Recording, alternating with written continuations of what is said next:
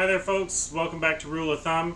Today we're going to do another quick bread recipe. I'm doing it for a couple reasons. Number one, I want to show you that you can use other ingredients in there besides zucchini.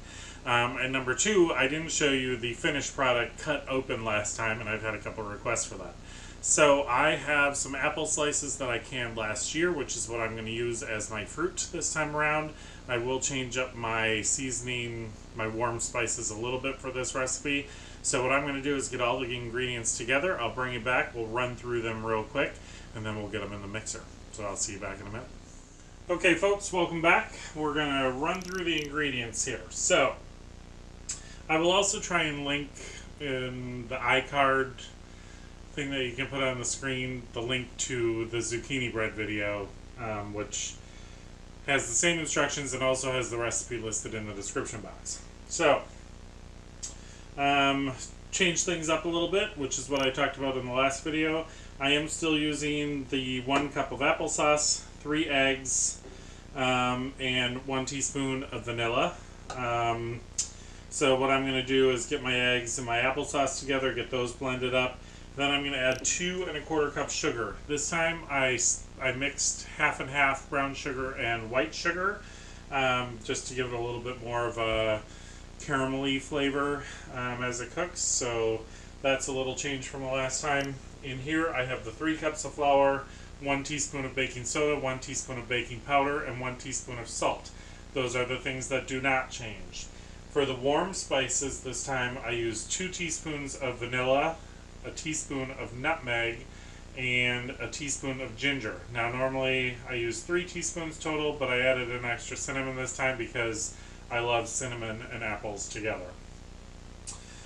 So that's what I got mixed up here in this dish, and just like last time I whisked it all together so it's all incorporated. And then the last ingredient, or last 2 ingredients, I'm sorry, this is a 24-ounce jar of sliced apples that I canned last year in a light syrup with cinnamon sugar.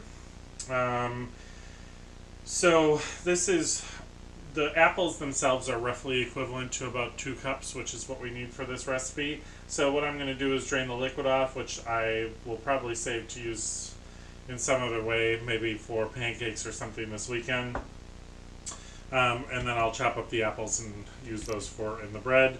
And then I have about 3/4 cup of chopped walnuts here, just for a little extra texture in the bread.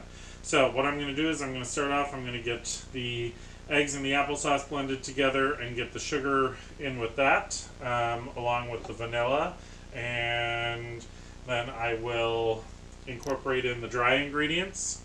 Get that thoroughly blended, then I will add the apples, and the last thing will be the nuts. When I get to that point and we're ready to put it in the pans and put it in the oven, I'll bring you back. Okay folks, welcome back. So,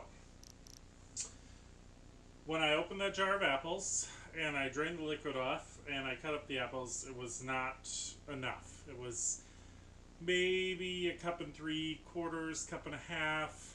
So I opened another jar.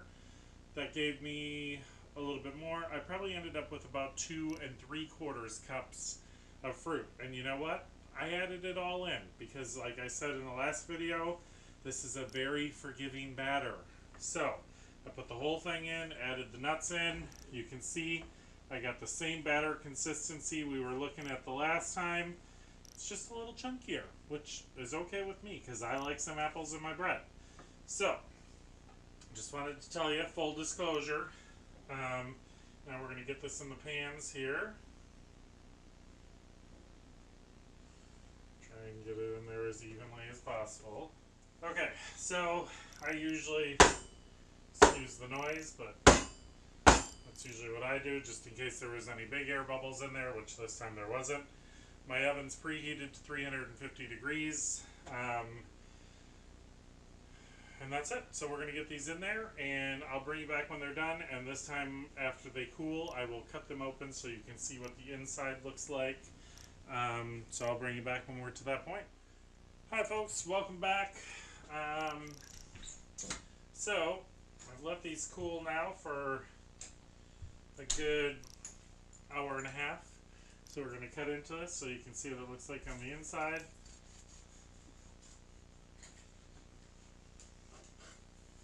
So, there we go. Let's bring this up here for you to see. See how the light is here. So that's what it looks like on the inside. You can see some chunks of the apples and the walnuts in there. And it is seriously delicious. So we'll probably keep one of these out for us to eat. The other one we'll wrap up and stick in the freezer. This bread does freeze very well. You can freeze it as a whole loaf, or you can slice it and freeze it, and that way you can take out individual slices as you want them. So I just wanted to bring it back so you can see the finished product. Hope you enjoyed this video. If you did, please like, share, subscribe. Come back and see us soon. And as always, I hope you had a great day.